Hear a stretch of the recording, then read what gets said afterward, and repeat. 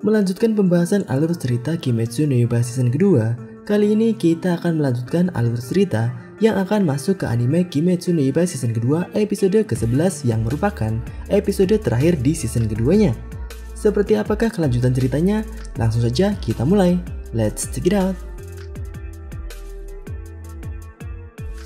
Setelah mengetahui teman-temannya selamat, Tanjiro kemudian pergi mencari kepala dari Gyutaro dan Daki. Ternyata, Daki dan Gyutaro masih hidup. Mereka sedang bertengkar layaknya kakak dan adik. Walaupun masih hidup dan sedang bertengkar, mereka hanya tinggal kepalanya saja. Dari sini Daki memaki-maki Gyutaro karena tak bisa membunuh Tanjiro dan tak bisa melindungi Daki. Dan ketika Gyutaro ingin ikut marah dan akan membalas kata-kata Daki, Tanjiro menutup mulut Gyutaro agar tak mengatakan hal buruk kepada adiknya. Disinilah Daki mulai menjadi debu. Daki yang tadinya marah-marah, sekarang menangis meminta tolong kepada kakaknya dan tidak ingin mati. Sedangkan untuk Gyutaro, untuk terakhir kalinya memanggil nama asli dari Daki, yaitu Ume. Gyutaro yang berhasil mengingat nama asli adiknya, mulai mengingat kejadian semasa mereka masih menjadi manusia.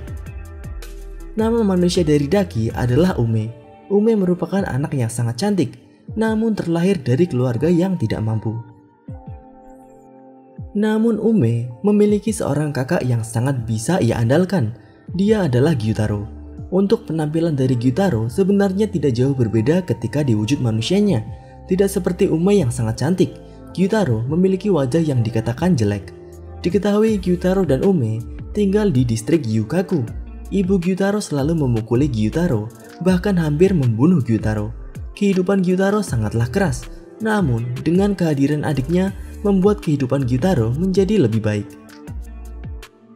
Namun kehidupan Gyutaro yang lebih baik ini berakhir ketika Ume berumur 13 tahun. Ume di suatu malam menusuk mata dari seorang samurai. Hal ini membuat Ume diikat dan dibakar hidup-hidup. Gyutaro yang terlambat mengetahui Ume telah dibakar, tiba-tiba juga ikut diserang dari belakang oleh si samurai ketika sedang memeluk tubuh Ume yang terbakar. Dari sini, walaupun Gyutaro telah terluka, Gyutaro bisa membalas dendam adiknya dan membunuh si samurai tersebut. Gyutaro kemudian menggendong Ume dan berjalan mencari orang yang bisa menyelamatkan adiknya. Namun tentu saja tidak ada siapapun yang bisa membantu. Sampai Gyutaro bertemu salah satu iblis. Dia adalah Doma, iblis rembulan atas nomor 2. Doma yang melihat Gyutaro kemudian memberikan darah Muzan dan menjadikan Gyutaro sebagai iblis. Dan tidak hanya Gyutaro saja, Ume yang hampir mati juga ikut menjadi iblis dengan nama Daki. Dari sinilah bagaimana Daki dan Gyutaro ditampilkan menjadi satu, yaitu iblis rembulan atas nomor 6. Untuk rembulan atas yang asli tentu saja adalah Gyutaro. Sedangkan untuk Daki bisa dibilang adalah iblis rembulan atas bayangan. Daki dan Gyutaro dijadikan iblis rembulan atas nomor 6 oleh Muzan setelah berhasil membunuh dan memakan 7 Hashira. Itulah bagaimana masa lalu dari Daki dan Gyutaro.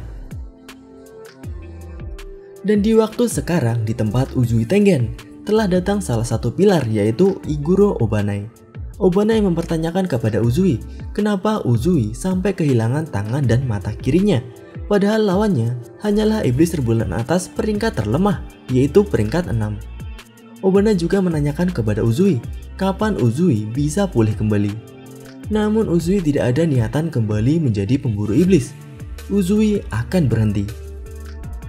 Mendengar kata-kata Uzui, Obanai tidak mau jika Uzui berhenti, karena banyak sekali anak-anak muda Demon Slayer yang akhir-akhir ini kekuatannya tidak berkembang dan akhirnya mati. Jika pihak Demon Slayer kehilangan satu pilarnya, tentu akan kehilangan kekuatan yang sangat besar. Mendengar kata-kata Obanai, Uzui menyangkalnya dengan mengatakan bahwa anak yang dibenci oleh Obanai sudah berkembang. Obanai sendiri tidak menyangka jika Tanjiro ternyata masih hidup dari pertarungan ini. Di sisi lain, di tempat Oyakata sama, kesehatan Oyakata semakin menurun. Namun kemenangan atas iblis rembulan atas menunjukkan perubahan yang selama 100 tahun ini tidak berubah, yaitu mengalahkan iblis rembulan atas.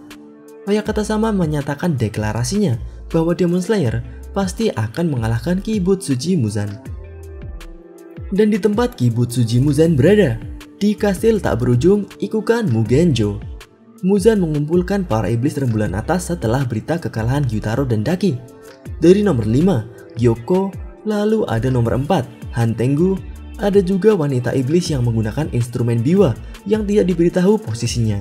Ada juga nomor 3, Akaza, lalu si nomor 2, Doma, dan terakhir, iblis rembulan atas peringkat pertama, yaitu Kokushibo. Muzan merasa bahwa para iblis rembulan atas tidak berguna. Para kelompok iblis yang dibuat oleh Muzan selama ratusan tahun ini tak bisa mewujudkan impian Muzan, yaitu membunuh keluarga Ubuyashiki dan mencari bunga spider lily biru. Muzan kemudian memerintahkan Gyoko dan Hantengu yang mempunyai informasi penting ke suatu tempat persembunyian yang berhubungan dengan Demon Slayer. Dan setelah para iblis diberikan perintah, Doma dan Akaza sempat bertengkar. Mereka berdua ini memang peringkatnya saling berdekatan, yaitu 2 dan 3 dan memang selalu bertengkar. Namun, pertengkaran mereka dihentikan oleh Kokushibo. Kokushibo merupakan yang terkuat di bawah Muzan. Bahkan, sang peringkat 2 dan 3 yaitu Doma dan Akaza tidak berani melawan kata-kata dari Kokushibo. Nah, di akhir cerita season kedua ini, kita diperlihatkan mimpi dari Tanjiro. Mimpi Tanjiro memperlihatkan seseorang bernama Sumiyoshi, orang yang mirip sekali dengan Tanjiro. Dan Sumiyoshi ini sedang berbicara dengan seseorang yang juga mirip dengan Kokushibo. Apakah ini suatu pertanda kemiripan mereka pasti ada hubungannya satu sama lain? Dan dari sinilah cerita dari season ketiga Kimetsu no Yaiba akan dimulai. Arc Desa Pembuat Pedang dan Arc Pelatihan Hashira. Nah, bagaimana menurut kalian cerita mengenai episode terakhir season kedua Kimetsu no Yaiba?